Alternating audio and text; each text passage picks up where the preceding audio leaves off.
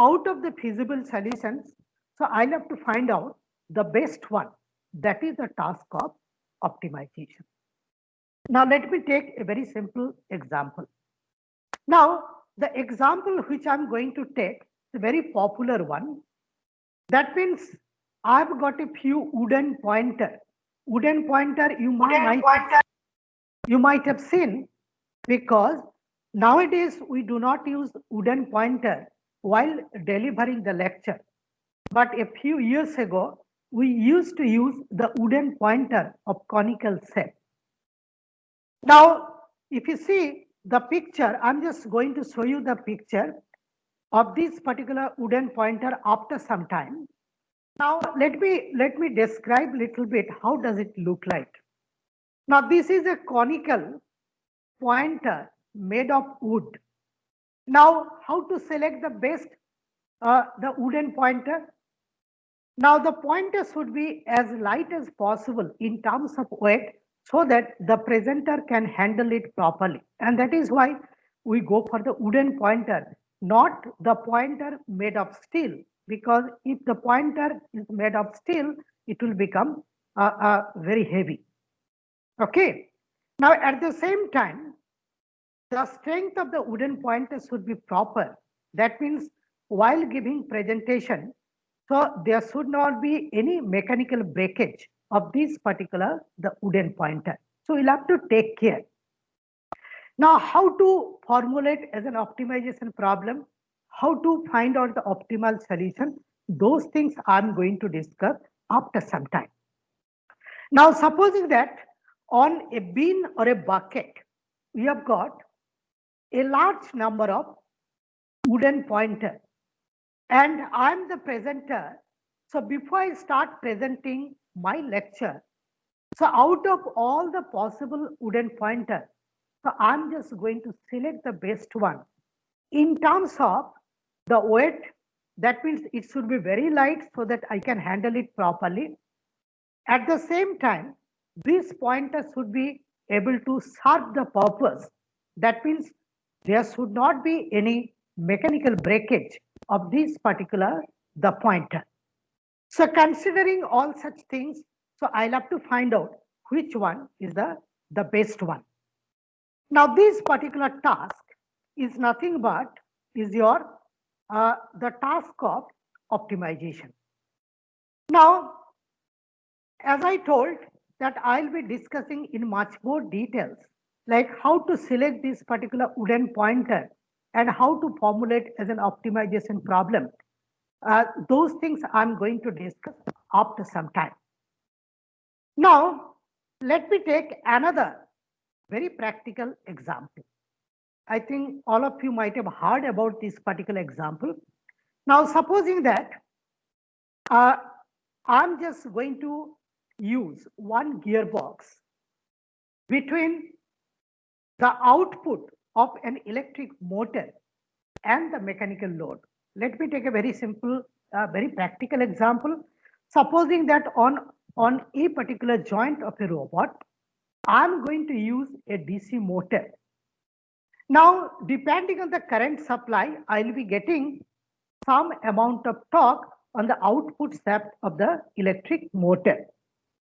Now, between the output shaft of the electric motor and the mechanical load, we put one speed reduction gearbox, say spark gearbox, SPUR, spark gearbox. Now, what is the function of this particular gearbox? This is a speed reduction gearbox.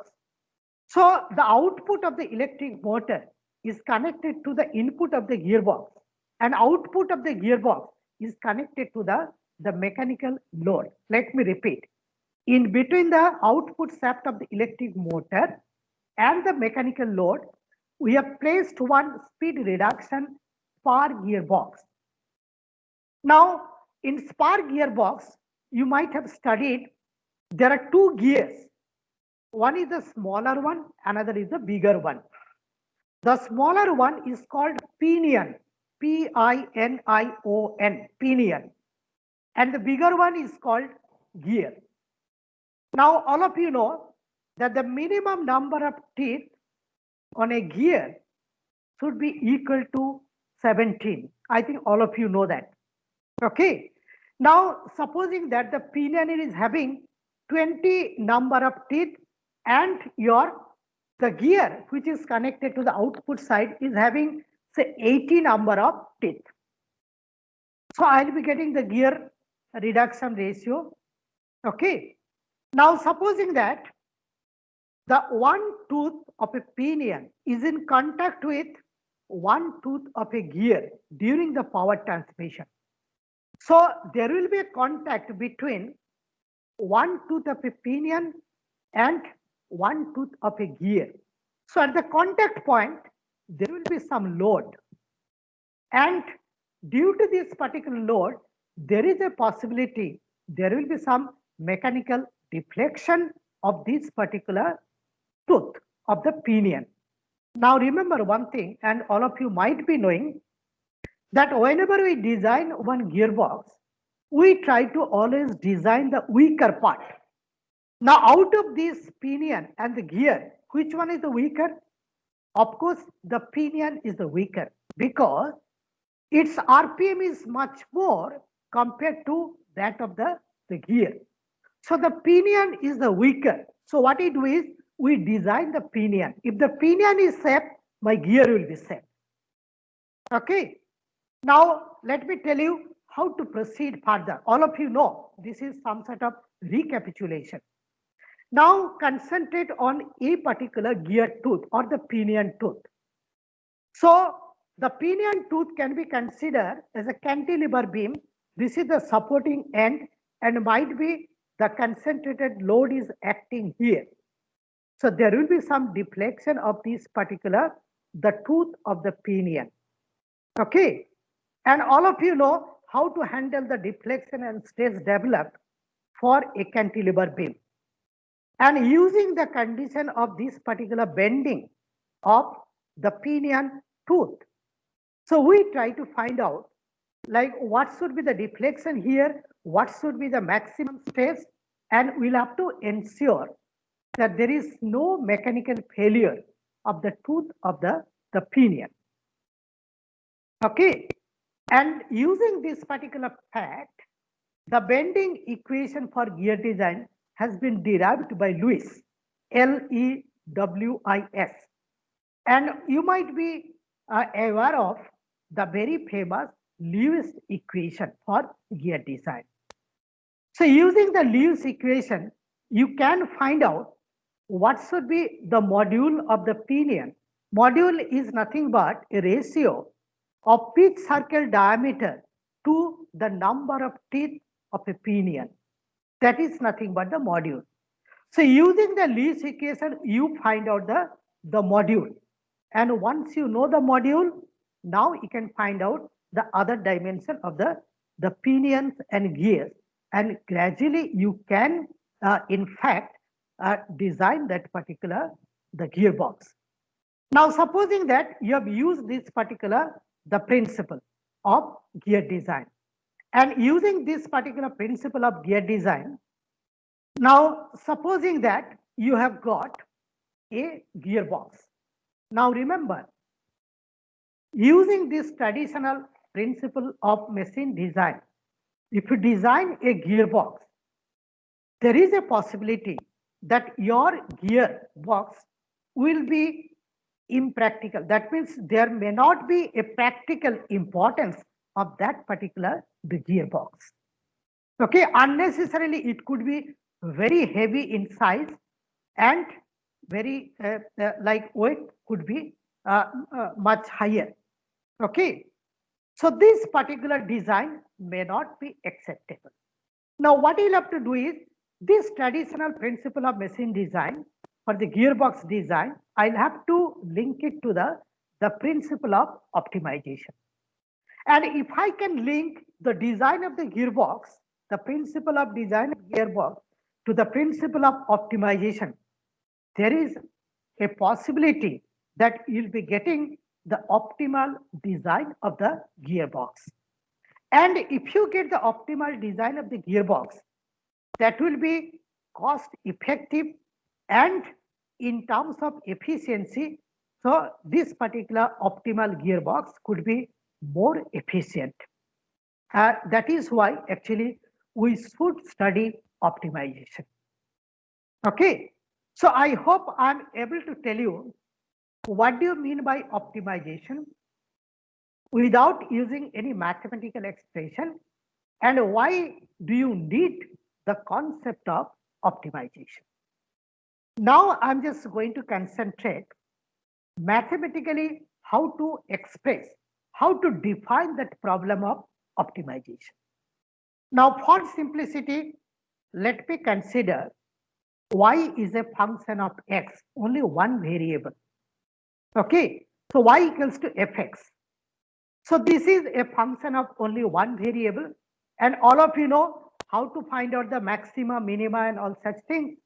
What we do is we try to find out the derivative. So this a prime x is nothing but dy dx, and that is put equal to 0. Now my question is, why do you consider the derivative and put it equals to 0?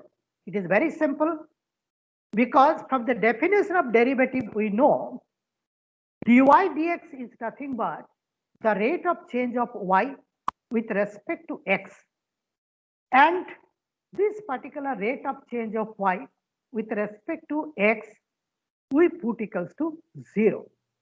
That means at the point of optimum,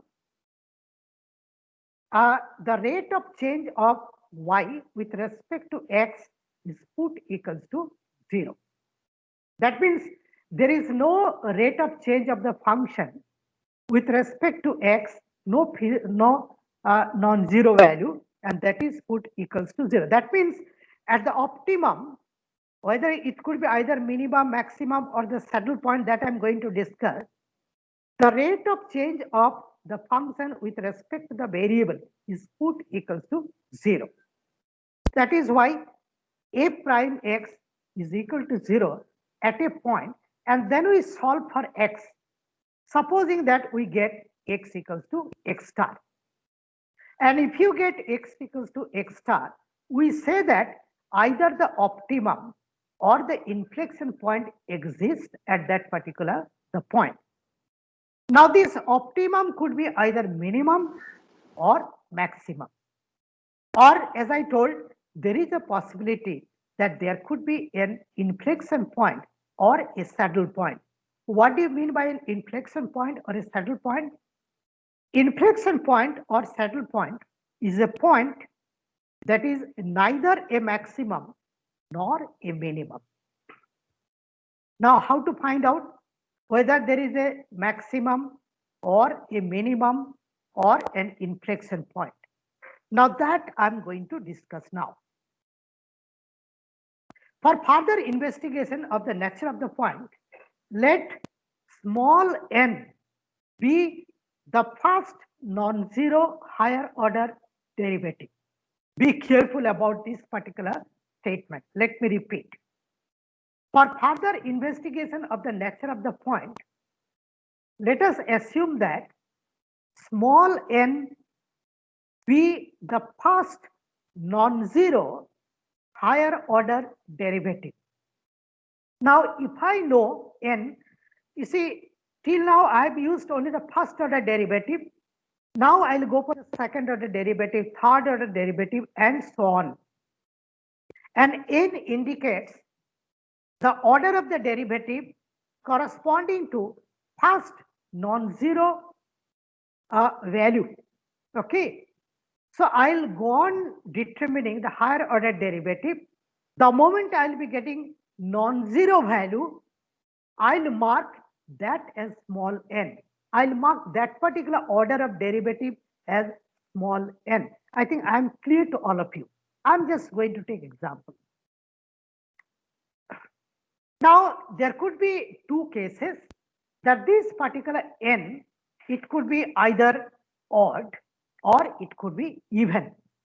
If n, that is the order of the derivative, if it is found to be odd, like 3, 5, 7, 9, okay, like third order derivative is becoming the first non-zero, or fifth order derivative is becoming the first non-zero, and so on. So if n is odd, x star is an inflection point, that is neither a minimum nor a maximum. On the other hand, if n is found to be an even number, like your 2, 4, 6, and so on, okay, then what type of decision we can take? If the value of the derivative is seen to be positive, x star is a local minimum point. Okay.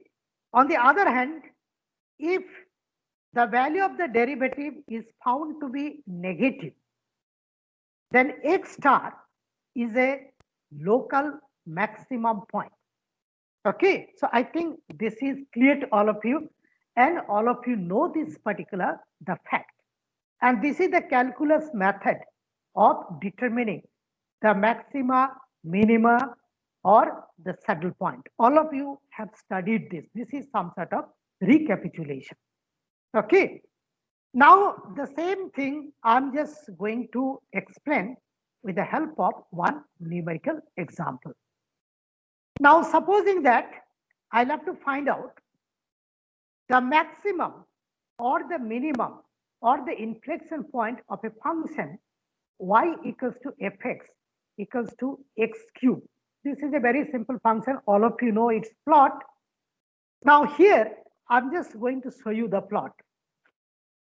You can see that as x, this is 0, 0, xy 0, 0. So as x increases, y is going to increase. Okay, because y equals to x cube. Now similarly, this is the negative direction of x. So if x decreases, the function value in terms of numerical, because this is negative, this side is negative, is also decreasing. So if x increases, fx is increasing. If x decreases, considering the negative, then your fx is also decreasing, considering the negative. So this is the nature. Now what happens at exactly at x equals to 0? So exactly at x equals to 0, what happens? That I'm going to investigate. Now what I do is y equals to fx equals to x cube, and I try to find out the first order derivative. So a prime x is 3x squared. We put it equals to 0. Solve for x. So we get that x equals to x star, that is equals to 0.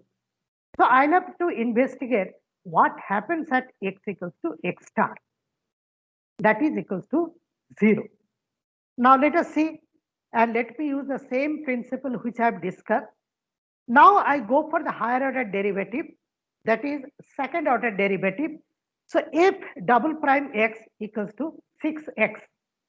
Now if I put x equals to 0, what will happen? If I put x equals to 0, then f double prime x will become equal to 0, because if I put x equals to 0, f double prime x will become equal to 0. So this is not non-zero. I'll have to find out the first non-zero higher order derivative. So I'll have to go for the third order derivative. So the third order derivative, that is f triple prime x, is nothing but 6. That means it is not equals to 0. So our condition gets fulfilled. That means here, what is the value of small n? The value of small n is nothing but 3. And this is an odd number. Okay. That means what is the decision now? At x equals to x star, there exists an inflection point or a saddle point. Let me repeat. At x equals to x star equals to 0, there exists a saddle point which is neither a maximum nor a minimum.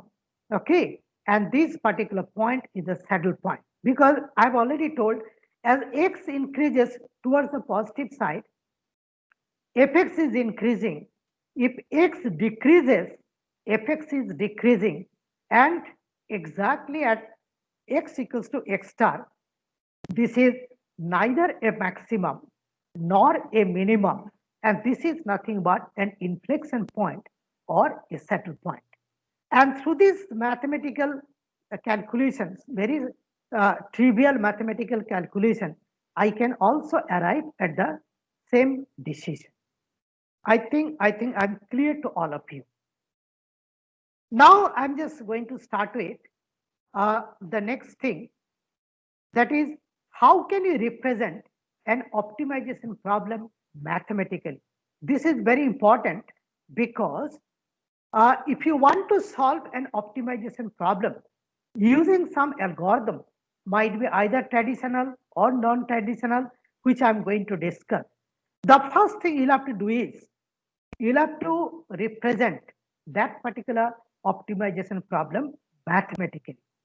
Now, this is a wooden pointer, whose example actually I took at the beginning of the class. So this is a conical wooden pointer. This is the gripping end, and this is the pointing end. The pointing end, we keep that particular diameter equals to 0, so that very accurately I can point whatever I'm going to present on the PPT or on the board. Okay. And D indicates the diameter of this particular, the gripping end. And L, capital L, is the length of this particular wooden pointer. Okay.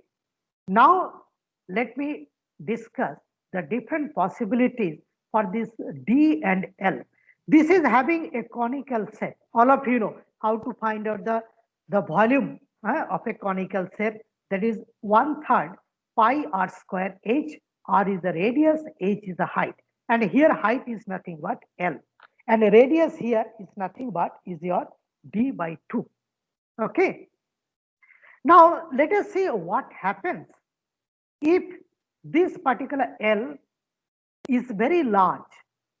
If the L is very large, keeping D fixed, okay, that is the diameter at the gripping end of the wooden pointer. If L is very large, what will happen? The strength is bound to be less, okay, and there is a possibility there could be some mechanical breakage also. Okay, because you know some of the presenter has a tendency to use this particular wooden pointer as a support while delivering the lecture. Okay, and there could be mechanical failure of this particular wooden pointer. And moreover, if L is too large, the deflection at the pointing end, there could be little bit of deflection if L is very large, which is also not desirable. Generally, it doesn't happen, but possibility is there. So L cannot be too large. And if L is too small, what will happen? The very purpose of using the wooden pointer will not be served. Okay, because if L is very small, I'll not be able to point out while delivering the lecture with the help of this wooden pointer. I hope you have understood that L cannot be too large, it cannot be too small. Okay. Now, supposing that L is kept fixed, you concentrate on D. Okay. If D is too large, what will happen? I'll not be able to grip it with the help of my finger while delivering the lecture.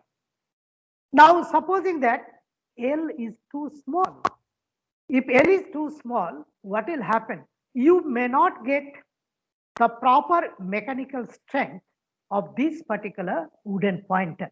There could be mechanical failure, mechanical breakage. So, to conclude, both D and L cannot be too large, at the same time cannot be too small.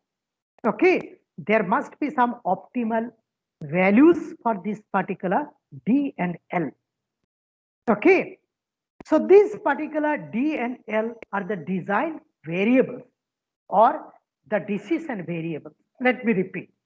So these D and L are nothing but the design variables or the decision variables. Now, what is the objective function? Objective function is to minimize the weight of this wooden pointer. Now, as I told, if the wooden pointer is too heavy, I'll not be able to handle it properly. That is why you'll not be finding any steel pointer, because steel pointer if you use, it will be very heavy. So this wooden pointer, it should be as light as possible. Okay. And at the same time, the strength of this particular wooden pointer should be enough so that there should not be any mechanical breakage of this particular wooden pointer while using it. And moreover, the deflection at the pointing end should be as small as possible. That means it should be negligible. Okay. So all such things, in fact, I've written it here. Okay. Conditions are light in weight. It has to be light in weight. No mechanical breakage. Deflection of the pointing end should be negligible. So these are all conditions.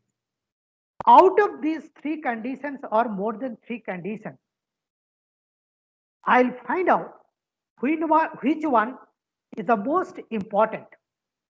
Now, out of these three, I select that light in weight could be the most important. And this particular condition I'm going to select as the objective function. And these other two conditions, I'm just going to consider as the constraints.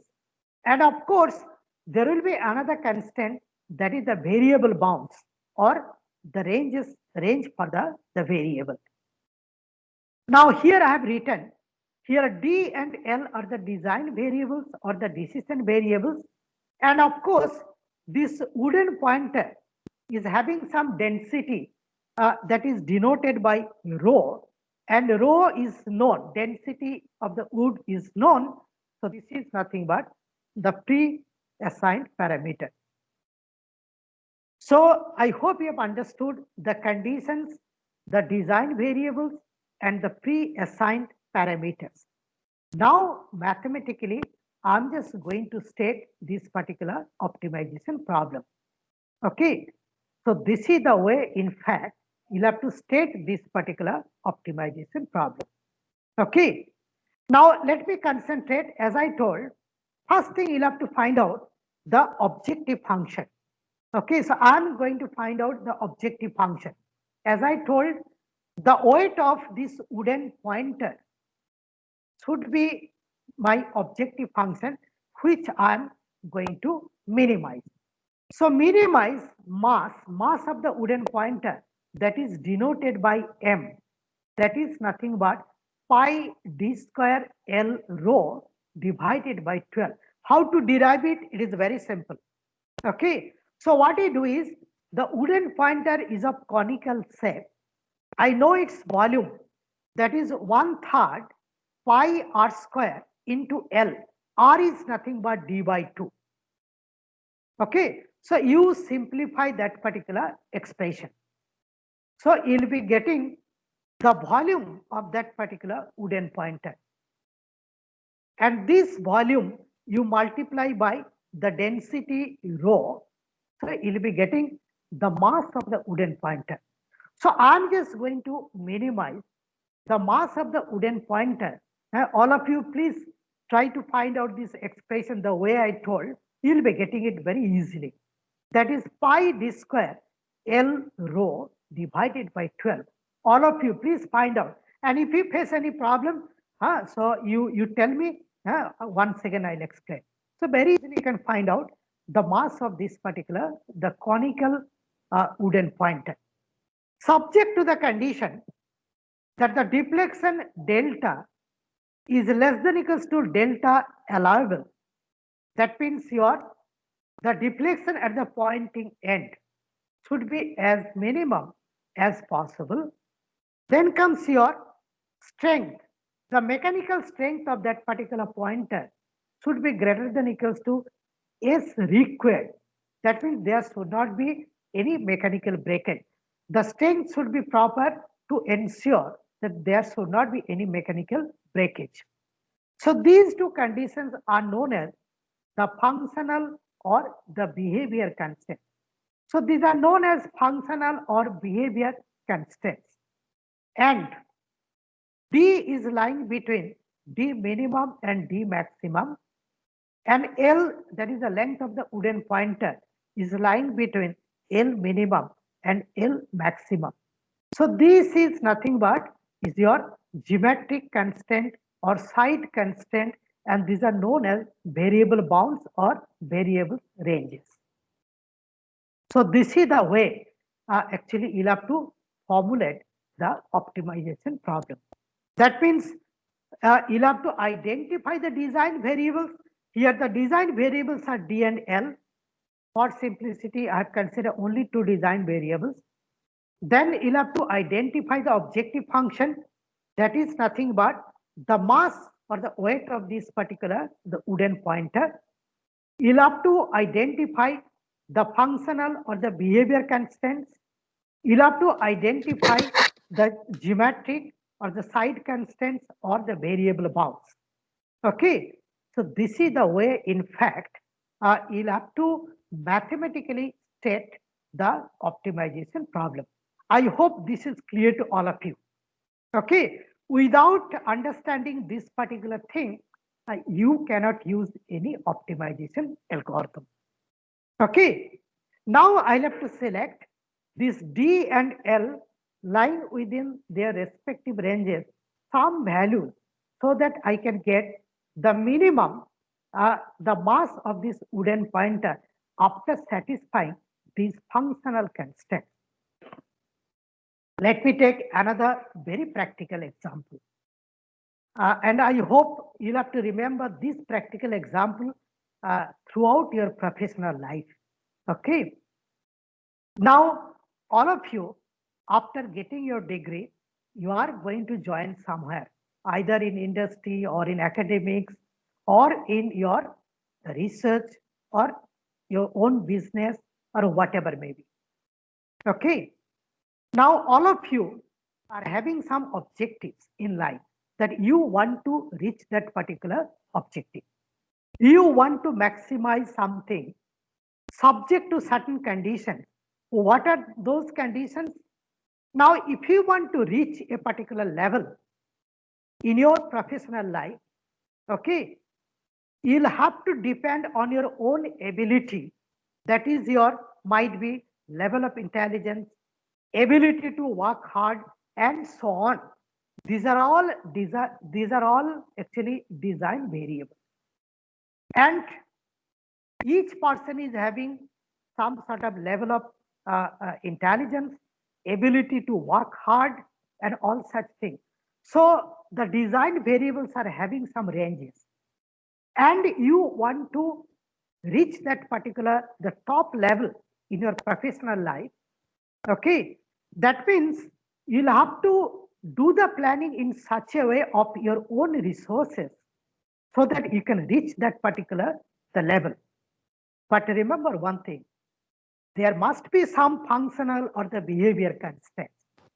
You cannot reach that particular level very easily. You'll have to come across a number of functional constraints or behavior constraints. So you'll have to do the planning of your resources in a very optimal sense so that you can reach that particular objective in your life after satisfying all the functional or the behavior constraints. So throughout your life, you are going to solve some sort of optimization problem. So knowingly or unknowingly, we are solving a number of optimization problems. Let me take another very practical example. Now, in this semester, I am teaching the course on soft computing and for the PG knowledge-based systems in engineering. So it is my responsibility to make a very good planning of my own resource so that I can give you the maximum information throughout the course. And of course, there are many such functional or the behavior constraints. So knowingly or unknowingly, I'm also going to solve some sort of optimization problem while teaching you people. Okay, So the principle of optimization is very important. And as I told, knowingly or unknowingly, we are using the principle of optimization. Now I am going to concentrate on classification of optimization problem. Now, if you see, we have got different types of optimization problems. And these optimization problems have been classified in different ways. For example, say, depending on your, depending on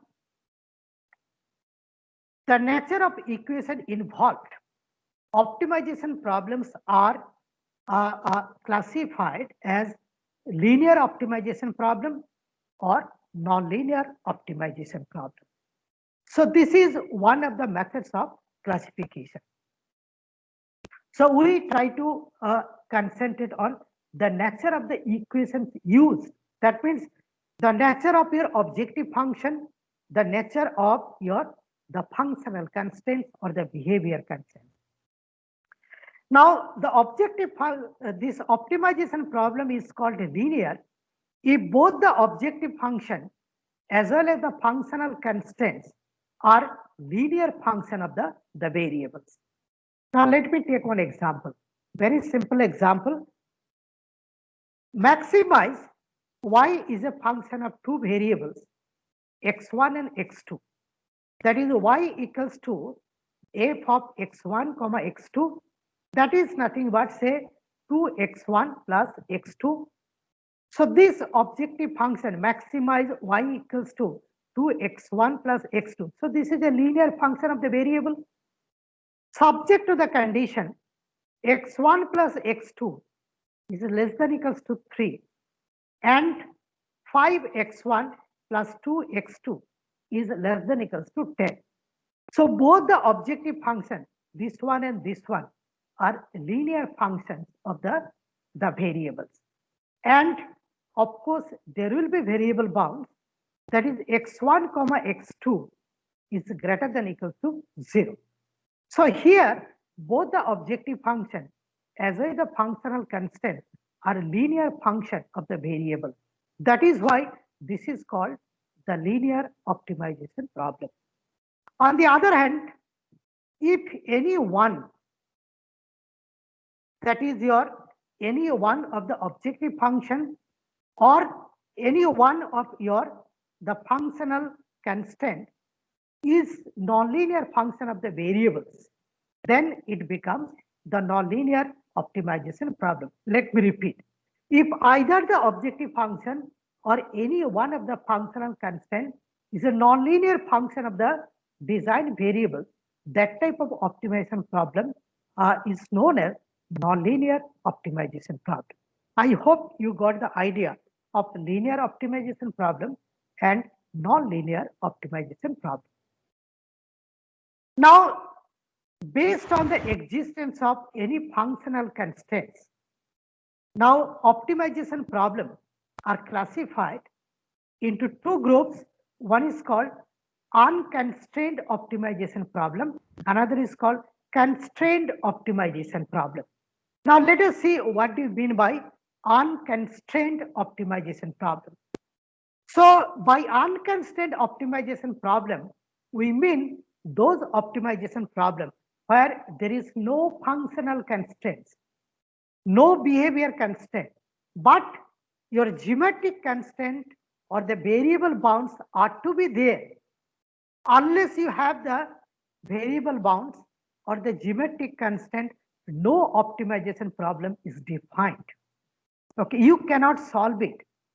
Okay, so for an optimization problem, the functional constraint may be there, may not be there, but the geometric constraint or the side constraint or the variable bounds are to be there. I think I'm clear to all of you. And for a constraint optimization problem, at least one functional constraint is to be present. That means for the constraint optimization problem, we have got both functional constraint as well as geometric constraint. But for unconstrained optimization problem, functional constraint is missing but you should have the geometric constant or the side constant. So this is the second classification. Now, depending on the nature of the design variables, optimization problems are classified as integer programming problems, real valued programming problems, mixed integer programming problems. Now, before I discuss this, let me tell you the nature of the design variables, that is your x1, x2. The variables could be either integer, that is the whole number, 5, 6, 7, 8, something like this, or it could be real valued. Variables could be real value, 5.1, 6.3, 7.5, and so on. So these are all real valued variables. Okay. Now, if all the design variables are integer, okay, that is called the integer programming problem. Now, on the other hand, if all the design variables take real values, that is called the real valued programming problems. But very interestingly, you'll find there are a few optimization problems where some of the variables are integers and the remaining variables take real values. Let me take a very simple example. The same example of gearbox. Now, if you see the variables, if I want to optimize the gearbox, so one of the variables could be number of teeth in a pinion or a gear. And as I've already mentioned, and all of you know, the minimum number of teeth in a pinion or a gear is 17. And there must be a reason. All of you might be knowing why this is not 13, why it is not 20, that minimum, why it is 17. So there is a reason. I hope you have studied in your theory of machines course. I'm not going to concentrate on this. Okay. Now the number of teeth in a gear or a pinion is 17, the minimum number of teeth. And the number of teeth cannot be 17.5 or 18.3 or 19.5. It has to be an integer. Now, if you see the module is another parameter, module of a gear, and module is defined as, generally it is denoted by small m, that is nothing.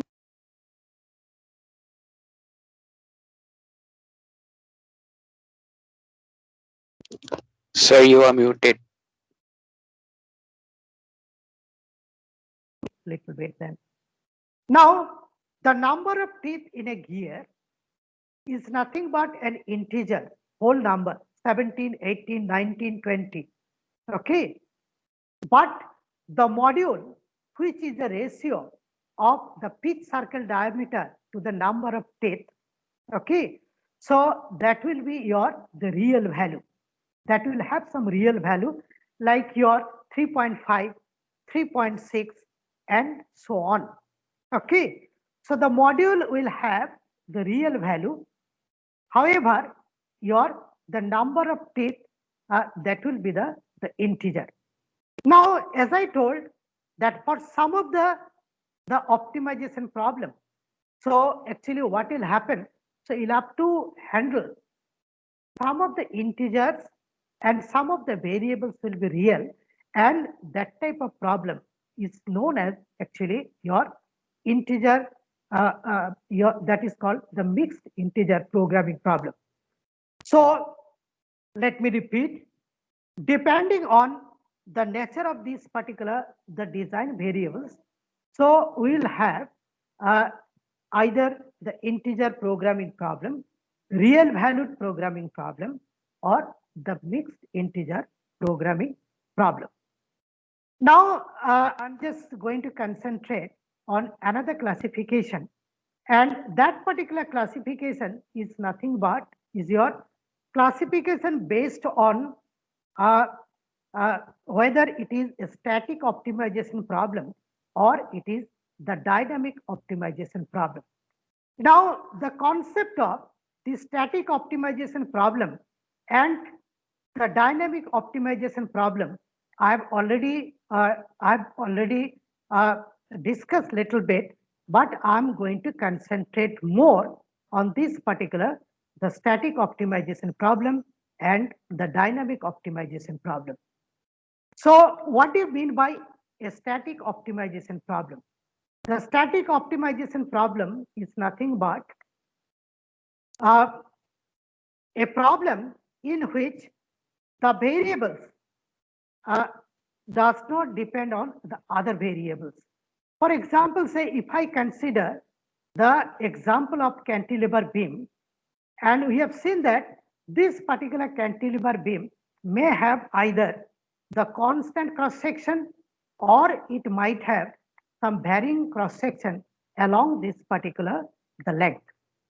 Now, if it is having the constant cross section throughout the length, then uh, this particular optimization problem is known as your uh, the, the, the, the, the static optimization problem. Otherwise, this will be called your the dynamic optimization problem if the cross section of this particular the beam is going to vary along the length. Now, this classification is known as your uh, the static optimization problem and your the dynamic optimization problem. Let me stop here for the time being because there is some problem with the PPT file. I'll once again start after I make this particular correction. So be patient.